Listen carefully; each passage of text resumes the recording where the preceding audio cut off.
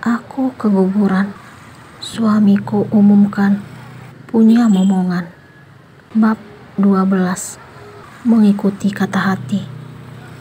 Betapa bahagia rasanya saat laki-laki masa lalu yang juga merupakan cinta pertamaku mengutarakan perasaannya. Aku merasa menjadi wanita paling beruntung karena ternyata apa yang kurasakan sebelum bertemu dengan Mas Arif tidak bertepuk sebelah tangan. Cintaku dan Chandra saling bersahut, walaupun kami sama-sama tidak menyadarinya. Saat kami sudah sangat dekat, dan aku mengetahui besarnya rasa cinta yang dia miliki, justru rasa bimbang yang muncul. Aku tidak mungkin mengakui perasaanku dengan status yang kusandang saat ini. Dulu, aku pernah meminta berpisah dan lepas dari Mas Arif saat dirinya akan menghalalkan Alexa. Namun, dia tidak bersedia memenuhi permintaanku. Dia tetap bersikeras mempertahankan pernikahan kami. Kala itu, aku masih sangat mencintai laki-laki tersebut, hingga tetap bertahan berbagi cinta dan suami dengan Alexa. Namun, semenjak perlakuan kasar dan ketidakadilan yang dia tunjukkan, hati ini makin bingung untuk melanjutkan hubungan yang sudah tidak sehat lagi menurutku. Dia juga tidak percaya lagi kepadaku dan semata-mata hanya membela Alexa. Sekarang, keyakinan untuk melepaskan diri darinya makin kuat. Aku juga ingin merasakan kebahagiaan dan mendapatkan kasih sayang dari orang yang benar-benar tulus mencintaiku. Sudah cukup penderitaan yang kualami selama ini. Hanya pilu dan perih yang datang menghampiri. Al, kenapa diam? Kamu marah setelah mendengar kejujuranku. Lamunanku buyar seketika saat Chandra kembali membuka suara di telepon. Maaf, Ndra. Aku masih gak nyangka dengan apa yang kamu ungkapkan. Kamu gak percaya dengan perasaan dan cinta yang kumiliki untukmu. Maksudku bukan seperti itu. Tapi bagaimana mungkin kamu masih tetap mencintaiku setelah mengetahui statusku? Cinta yang kumiliki tidak mengenal seperti apa statusmu saat ini. Dia terus tumbuh dan berkembang hingga membuatku tidak sanggup melepaskan rasa itu. Chandra yang dulu dan sekarang masih tetap sama menurutku. Dia selalu mampu membuat hati ini berbunga-bunga setelah mendengar apa yang keluar dari mulutnya. Dia dapat membuatku merasakan ketenangan dan kenyamanan. Maaf, Ndra. Aku gak tahu harus bilang apa. Aku bingung. Aku mengatakan apa yang ada dalam pikiranku saat ini. Apa kamu tidak memiliki perasaan yang sama denganku? Aku makin bingung mendengar pertanyaan Chandra. Mungkin jika statusku masih sendiri sekarang, aku pasti akan jujur dengan perasaanku. Apakah pantas jika wanita bersuami memiliki perasaan lebih pada laki-laki lain? Tanyaku kepadanya. Aku tahu kalau kamu gak bahagia, kamu gak usah bohong, Al. Apa yang kamu tahu tentang hidupku, Ndra? Apapun tentangmu, aku tahu semua dari kakek dan nenek.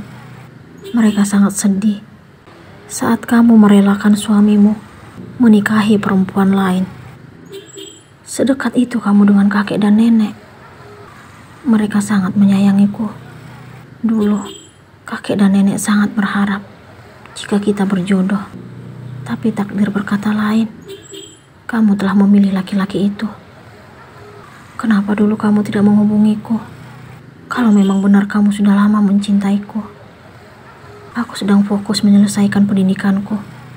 Aku berpikir setelah sukses, baru akan datang melamarmu. Tapi semuanya sudah terlambat. Kenyataannya sekarang aku sudah menjadi istri laki-laki lain.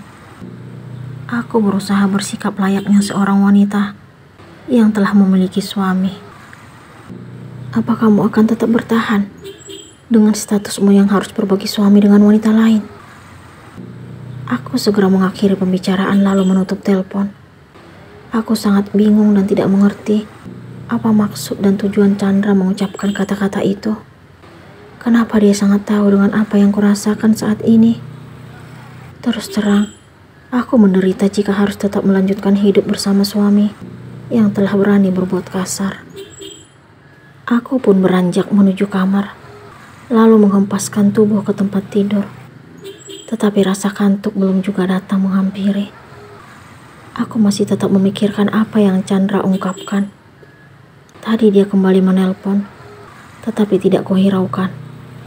Aku sangat malu karena dia telah mengetahui kehidupan rumah tanggaku. Tiba-tiba, aku teringat Kak Ayu. Mungkin sebaiknya aku meminta saran dan pendapat darinya. Dulu, dia juga pernah berkata agar aku mundur dari pernikahan dengan Mas Arif jika memang tidak mampu lagi untuk bertahan.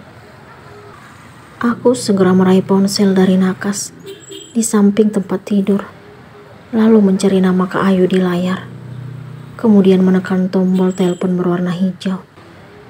Aku mendengar nada panggilan telah tersambung. Aku berharap semoga wanita itu belum terbuai dalam mimpi. Assalamualaikum. Terdengar suara Kak Ayu dari seberang. Waalaikumsalam. Maaf ya Kak, aku ganggu malam-malam. Aku tetap meminta maaf karena merasa telah mengganggu waktu istirahatnya. Enggak kok, kakak juga belum tidur. Tumben nelpon malam-malam.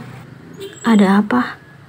Aku lega karena Kak Ayu tidak merasa terganggu. Sekarang aku di rumah nenek, Kak.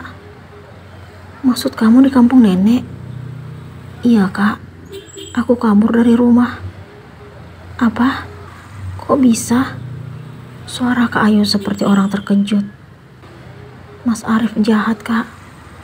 Dia berani nampar aku. Akhirnya, aku berhasil mengungkapkan kejujuran kepada Kak Ayu. Gak bisa dibiarin nih. Besok kakak dan Kak Radit akan telepon papa dan mama. Arif benar-benar keterlaluan. Untung kakak kamu udah tidur. Mungkin kalau sekarang dia bangun, pasti marah banget. Setelah menjelaskan semuanya kepada Kak Ayu, kami pun mengakhiri telepon. Aku pasrah dengan apa yang akan papa dan mama lakukan. Mungkin ini sudah saatnya jika aku benar-benar harus mengakhiri pernikahan yang tidak pantas untuk dipertahankan lagi. Aku juga berhak bahagia. Pagi ini cuaca sangat cerah. Begitu juga dengan hatiku. Waktu telah menunjukkan pukul 8:16 WIB pagi. Aku beserta kakek dan nenek sudah selesai menikmati sarapan tadi. Sekarang, aku kembali memainkan ponsel. Tiba-tiba, ada panggilan masuk yang ternyata dari papa. Hati ini mulai tidak keruan. Karena tadi malam, Kak Ayu bilang akan memberitahukan tentang perbuatan Mas Arif. Tangan ini gemetar menerima panggilan tersebut. Assalamualaikum, Pak. Akhirnya, aku memberanikan diri menjawab telepon dari papa. Waalaikumsalam. Kamu gak apa-apa, Nak? Suara papa sedikit melemah. Alia baik-baik aja kok, Pak. Kamu masih di rumah nenek? Dugaanku tidak salah. Pasti Kak Ayu memberitahukan semuanya kepada papa. Papa tahu dari mana? Aku ingin memastikan jawaban papa. Kak Ayu tadi telepon papa dan mama. Iya, Pak. Semalam Kak Ayu udah bilang akan memberitahukan apa yang terjadi dengan Alia pada papa dan mama. Kenapa kamu gak cerita ke papa dan mama? Tindakan Arif sudah keterlaluan. Papa gak terima dengan apa yang dia lakukan padamu. Awalnya, Alia gak ingin keluarga sedih atas apa yang terjadi. Tapi ternyata Alia gak kuat, Pak. Nenek dan kakek juga sudah tahu tentang semua ini. Mereka sangat marah. Tidak ada orang tua yang terima jika anaknya diperlakukan kasar oleh orang lain. Apalagi orang itu suami kamu sendiri. Iya, Pak. Alia merasa tidak sanggup lagi melanjutkan pernikahan dengan Mas Arif. Alia capek. Papa dan Mama, akan selalu mendukung apa yang terbaik untukmu. Kamu berhak bahagia. Untuk apa mempertahankan sesuatu yang tidak pantas lagi untuk dipertahankan? Iya, Pak. Alia akan mengikuti kata hati saat ini. Aku merasa sudah yakin dengan kata hatiku.